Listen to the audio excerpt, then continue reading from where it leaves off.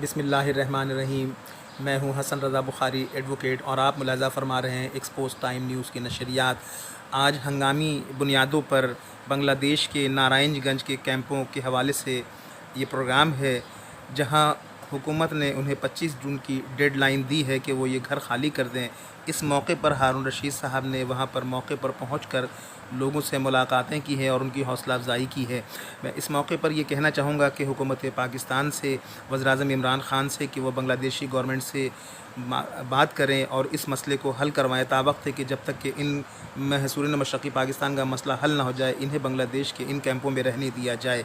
और मैं इस मौके पर ख़ास तौर पर हारून रशीद साहब का, एहतशाम अरशद साहब का, शफ़ीक आज़म साहब का शुक्रगुज़ार हूँ कि उन्होंने महसूरिन की मदद के लिए आवाज़ उठाई है और मैं तमाम मुहिब वतन पाकिस्तानियों से इनकी मदद के लिए दरख्वास्त करूँगा।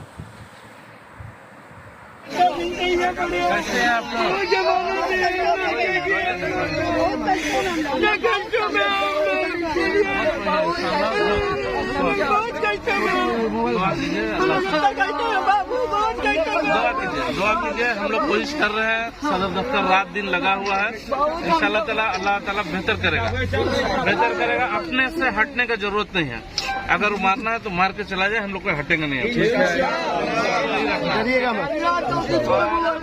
शौकत साहब हैं, इधर इकबाल साहब हैं, खुर्शीद साहब हैं, शाहिद साहब, सब लोग आए हुए हैं।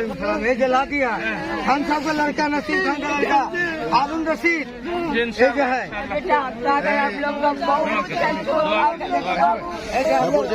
शौकत भाई, ये सब आए आप लोग को देखने। आप लोग दुआ कीजिए। ठीक है सब आप लोग हम जानते हैं।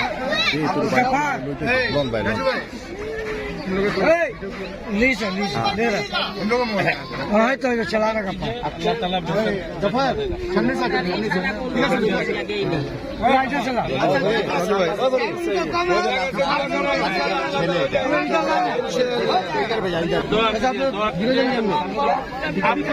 हम लोग तो खुद जा रहे थे।